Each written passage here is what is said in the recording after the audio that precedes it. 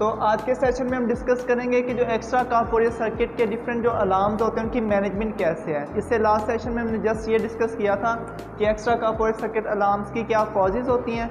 आज हम डिस्कस करेंगे कि उनको मैनेज कैसे करना है। ठीक है, तो मैनेजमेंट सिंपल ये होती है कि जो कॉज होती है ना अलार्म की, उस कॉज को ठीक कर दो, अलार्म ठीक हो जाएगा। लेट्स सपोज आपके पास इनफ्लो अगर अलार्म है, ठीक है, तो आप देखोगे कि कैथेटर के केस में हाई इनफ्लो अलार्म कब आता है और वेस्कुलर एक्सेस में हाई इनफ्लो अलार्म कब आता है। जो उसकी कॉजेज़ होती हैं उन कॉजेज़ को ठीक करते जाओ।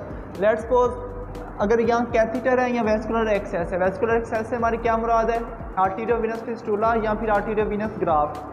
तो इन दोनों केसेस में अगर जो आपकी इनफ्लो लाइन है उसमें अगर कोई किंक आ रहा है ना, उससे आपके पास हाई इनफ्लो अलार्म आता है, तो उस किंक को रिमूव करो।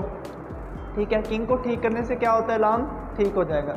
नेक्स्ट ये हो सकता है कि समटाइम जो आपका कैथेटर होता है ना, उसकी पोजीशन थोड़ी ठीक करने से भी आपके पास इनफ्लो अलार्म ठीक हो जाता है। क्लियर होगी बात। लेकिन in case of vascular access में उसकी कॉजेज डिफरेंट थी, मल्टीपल थी। ठीक है, कि एक्सेस में अगर फ्लो कम आ रहा है या पेशेंट का बीपी कम है या पेशेंट की जो वेस्कुलर एक्सेस है उसका स्पैज्म है, उससे आपके पास हाई इनफ्लो अलार्म आता है। तो वो सारी चीज़ें ठीक करनी पड़ेंगी।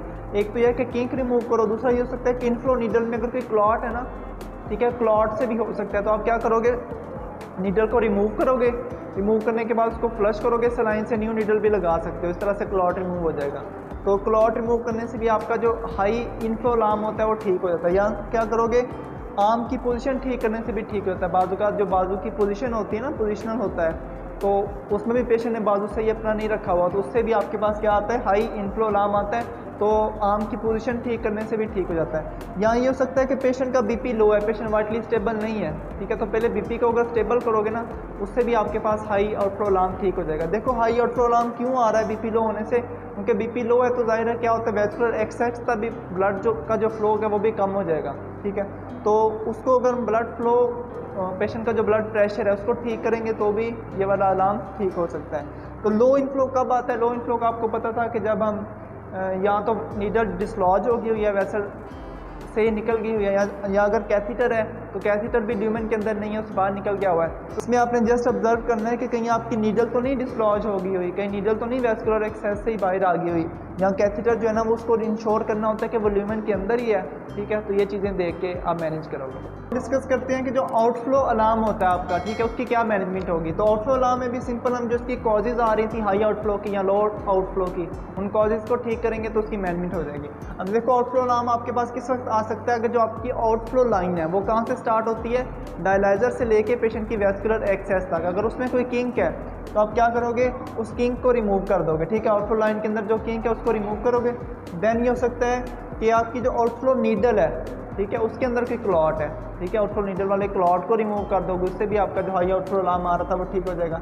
नेक्स्ट ये हो सकता है कि समटाइम जो आपकी नेक होती है ना, उसकी पोजीशन नहीं ठीक होती।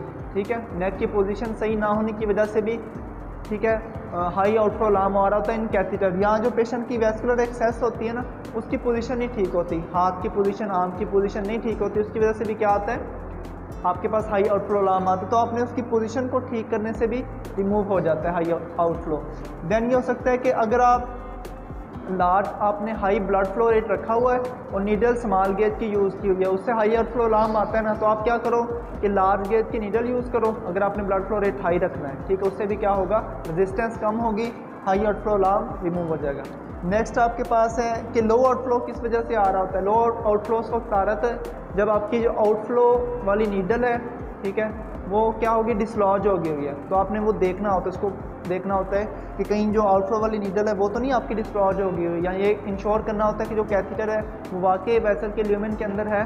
तो इसकी सिंपल मैनेजमेंट जो है ना वो इनफ्लो अलार्म वाले से मिलती जुलती है। तो आपने कॉज को देख के कॉज को ठीक करना होता है। तो नेक्स्ट जो हमारा एक्स्ट्रा कारपोरेट सर्किट का अलार्म है वो है कंडक्टिविटी का अलार्म। तो कंडक्टिविटी का भी आपको पता है कि लो कंडक्टिविटी अलार्म भी हो सकता है, हाई कंडक्टिविटी भी हो सकता है। तो इसकी मैनेजमेंट में भी सिंपल, हम जो इसकी कॉजेज़ हैं उन कॉजेज़ को ठीक करेंगे।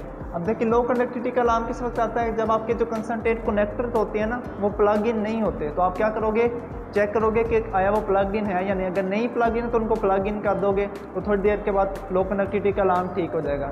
नेक्स्ट ये हो सकता है कि आपके कंसनट्रेट कंटेनर है ना वो एम्प्टी नहीं होने चाहिए। अगर कंसनट्रेट कंटेनर एम्प्टी है तो चेक करो, अगर एम्प्टी है तो उनको रिफिल करो, ठीक है। नेक्स्ट ये हो सकता है कि मिक्सिंग चैम्बर आपका प्रॉपर काम करना चाहिए, ठीक है। लो कनेक्टिविटी का अलार्म उस वक्त भी आता है ना जब आपका मिक्सिंग चैम्बर सही काम नहीं कर रहा। क्लियर है। मिक्सिंग चैम्बर का क्या काम होता है कि उसने product water part A part B को प्रॉपर मिक्स करना। तो अगर वो मिक्सिंग चैम्बर सही काम नहीं कर रहा या जो आपका पार्ट बी आप खुद मैन्युफैक्चर कर रहे हो मैन्युअली, ठीक है, उसकी प्रॉपर मिक्सिंग नहीं हुई या उसमें जो कंसनट्रेशन यूज़ हुई है वो कम हुई है, ठीक है, उससे भी क्या होता है आपके पास लो आता है। मतलब कि आपने वाटर ज़्यादा यूज़ कर लिया है, उसमें जो आपने उसकी कंसनट्रेशन है जो पैकेट डालते हैं वो आपने डाल दिए, कम डाल दिए, उससे आपके पास लो कनेक्टिविटी का अलार्म आएगा। नेक्स्ट होता है हाई कनेक्टिविटी का अलार्म अगर आ रहा है उसको कैसे मैनेज करना है। हाई कनेक्टिविटी में ये होता है कि क्यों आता है, समटाइम ये होता है कि जो आपका प्रोडक्ट वाटर होता है ना वो मिक्सिंग चैम्बर तक अगर प्रॉपर नहीं पहुंच रहा तो उससे आपके पास हाई कनेक्टिविटी का अलार्म आता है। तो आपने ये इंश्योर करना है कि प्रोडक्ट वाटर मिक्सिंग चैम्बर तक पहुँच रहा है, ठीक है, एक बात होगी। दूसरा ये हो सकता है कि आपने मिक्सिंग चैम्बर जो है ना उसमें प्रॉपर कंसनट्रेशन यूज़ हो रही है। मुझे आपके पास रीना का आपका पैकेट आता है वो 6 लीटर वाटर के अंदर आपने 1 डालना होता है, ठीक है। अगर आप ऐसा तो नहीं कर रहे कि आप जो है ना 4 लीटर के अंदर एक पैकेट डाल रहे उससे हाई कंडक्टिविटी आएगी, ठीक है। नेक्स्ट ये हो सकता है कि आपका जो मिक्सिंग चैम्बर है ना उसमें कोई लीकेज वगैरह नहीं होना चाहिए। जब मिक्सिंग चैम्बर में लीकेज होगा उससे भी क्या होगा कि जो प्रॉपर कंसनट्रेशन होती है ना मिक्सिंग जो होती है प्रोडक्ट वाटर की पार्ट ए और पार्ट बी की वो नहीं होगी, उससे भी आपके पास हाई कनेक्टिविटी का अलार्म आ सकता है। तो आपने ये सारी चीज़ें मैनेज करनी है तो आपके पास हाई या लो कनेक्टिविटी का अलार्म मैनेज हो जाएगा। क्लियर। तो नेक्स्ट जो हमारा एक्स्ट्रा का पॉइंट सर्किट का अलार्म है वो है ट्रांसमेम्ब्रेन प्रेशर अलार्म। तो ट्रांसमेम्ब्रेन प्रेशर आपको पता है टीएमपी का जो अलार्म है वो हाई भी हो सकता है लो भी हो सकता है। तो इसमें भी सिंपल जो हम इसकी कॉजेज़ होती है ना हाई और लो की, उन कॉजेज़ को मैनेज करेंगे तो ये ठीक हो जाएगा। अब देखो अगर आपके पास हाई टीएमपी का अलार्म आ रहा है तो वो किस वजह से आ रहा होता था, अगर जो डायल सेट आउटफ्लो है वो अगर कोई किंक होगी हुई है तो आपने ये इंश्योर करना होता है कि आपकी जो डायल सेट आउटफ्लो है कहीं उसमें कोई किंक तो नहीं है। अगर डायल सेट आउटफ्लो में कोई किंक है उस किंक को रिमूव करोगे तो हाई आपके पास टीएमपी अलार्म मैनेज हो जाएगा। देन ये होता है कि अगर यूएफ रेट आपका हाई है ना, आपने हाई यूएफ रेट सेट कर दिया हुआ है तो उसकी वजह से भी क्या आता था हाई टीएमपी का अलार्म। तो आप यूएफ रेट को देखोगे कि कहीं यूएफ रेट तो नहीं ज़्यादा रख दिया हुआ, ठीक है, तो उसको भी ठीक करोगे तो ये अलार्म ठीक हो जाएगा। नेक्स्ट आपके पास ये होता है कि अगर डायलाइजर के अंदर क्लॉटिंग है ना, इनसाइड द डायलाइजर क्लॉटिंग है, उससे भी आपके पास हाई टीएमपी का अलार्म आता है। तो आप देखोगे कि कहीं डायलाइजर तो नहीं क्लॉट हुआ या डायलाइजर क्लॉट तो नहीं हो रहा, ठीक है, तो उस क्लॉट को रिमूव करोगे या डायलाइजर चेंज करोगे तो आपके पास हाई टीएमपी का अलार्म रिमूव हो जाएगा। नेक्स्ट ये हो सकता है कि लो टीएमपी का अलार्म। लो टीएमपी का अलार्म उस वक्त आता है जो डायल सेट इनफ्लो होता है ना, अगर उसमें कोई किंक है, ठीक है, वो ऑब्स्ट्रक्टेड हुआ हुआ है तो आपने ये इंश्योर करना होता है कि डायल सेट आपका जो इनफ्लो है कहीं वो तो नहीं किंक है, वो तो नहीं ऑब्स्ट्रक्टेड है, उसमें जो अगर कोई किंक है कोई ऑब्स्ट्रक्शन है उसको रिमूव करो। देन ये हो सकता है कि जो डायलाइजर मेम्ब्रेन का रप्चर हुई है ना उससे भी आपके पास कौन सा अलार्म आता है लो टीएमपी का। तो आप ये इंश्योर करोगे कि कहीं आपकी डायलाइजर मेम्ब्रेन तो नहीं रप्चर हुई है। अगर रप्चर हुई है तो उसको ठीक करोगे, डायलाइजर चेंज करोगे, उससे भी आपका लो टीएमपी का अलार्म ठीक हो जाएगा। क्लियर। नेक्स्ट हमारा एक्स्ट्रा का सर्किट अलार्म है ब्लड लीक का अलार्म। तो हम देखेंगे कि देखें ब्लड लीक के अलार्म की कॉजेज पे हमने ये डिस्कस किया था कि ब्लड लीक का अलार्म ट्रू भी हो सकता है फॉल्स भी हो सकता है। तो उसकी मैनेजमेंट से पहले आपको ये इंश्योर करना होता है कि आया ये अलार्म ट्रू है या फॉल्स है।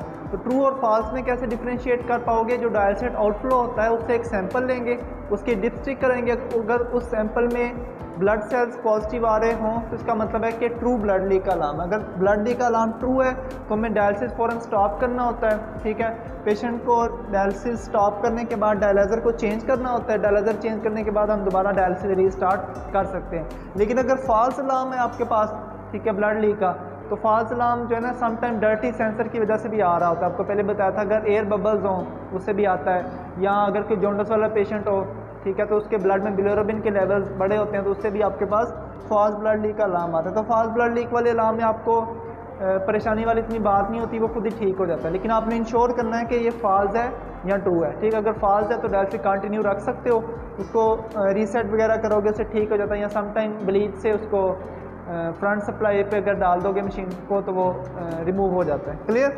नेक्स्ट हमारे पास टेम्परेचर अलार्म है। जो टेम्परेचर अलार्म है आपको पता है कि क्यों आता है, अगर जो आपका हीटिंग सिस्टम है वो उसकी कोई मेल फंक्शन हो गई है। अब देखो ये मशीन का इंटरनल एरर होता है, तो इसमें आपको इंजीनियर ने आके ठीक करना होता है कि हीटिंग जो सिस्टम है वो सही काम कर रहे हैं नहीं कर रहा, उसको चेक करना होता है और उसको ठीक करना होता है। अगर हीटिंग सिस्टम को ठीक करोगे तो ये वाला अलार्म भी ठीक हो जाएगा। क्लियर।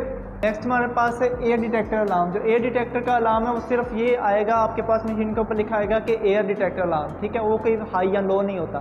तो उसमें सिंपल ये देखना होता है कि आपने देखो कि आपके एक्स्ट्रा कार्पोरेट सर्किट के अंदर कहीं कोई एयर तो नहीं है, ठीक है, ये देखना होता है। ठीक है, एयर की डिफरेंट साइंस होती हैं, आपको वीनस चैम्बर के अंदर बबल्स नज़र आएंगे, ठीक है, तो आपने एयर को इंश्योर करना है कहीं एयर तो नहीं है, ठीक है, इसको चेक करोगे पहले, नंबर 1 पॉइंट। दूसरा ये होता है कि अगर एयर एक्स्ट्रा कार्पोरेट सर्किट के अंदर है तो उस एयर को ट्राई करो कि रिमूव कर लो, अगर रिमूव हो जाए तो ठीक है। और दूसरा अगर फिर भी अलार्म आता रहता है तो आपने एयर कंटेनिंग जो ब्लड होता है ना पेशेंट में रिटर्न नहीं करना होता। पेशेंट को डायलिसिस से रिटर्न कर दोगे, वो ब्लड रिटर्न नहीं करोगे अगर उसके अंदर एयर है। क्यों? क्योंकि उससे एयर एम्बोलिज्म हो जाता है, ठीक है। और अगर खुदा ना खास्ता एयर एम्बोलिज्म हो गया है तो फिर उस एयर एम्बोलिज्म की मैनेजमेंट करेंगे, जो कि हम सेपरेट एक टॉपिक में डिस्कस करेंगे कि एयर एम्बोलिज्म की क्या मैनेजमेंट होती है। क्लियर। तो ये थे एक्स्ट्रा कार्पोरेट सर्किट के मेजर अलार्म्स। हमने उसकी कॉजेज़ को डिस्कस किया पहले एक सेपरेट सेशन में, और इसमें हमने डिस्कस किया कि उनकी मैनेजमेंट क्या होती है, ठीक है।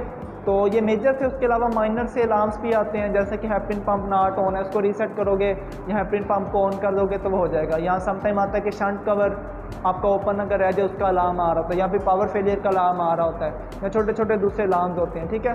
उन केस में आपका जो स्टेटस इंडिकेटर होता है वो येलो लाइट ब्लिंक करती है, उसमें इतने मसले वाली बात नहीं होती है। आप जस्ट मशीन को रीसेट करोगे तो वो ठीक हो जाता है। क्लियर है। लेकिन ये वाले जो अलार्म थे, इस केस में red light status indicator on हो जाता है, मशीन का जो रोलर पंप होता है वो ऑफ हो जाता है, डायलिसिस स्टॉप हो जाता है, आपने उसकी कॉज को ठीक करना है, फिर डायलिसिस दोबारा रीस्टार्ट करना है। क्लियर है।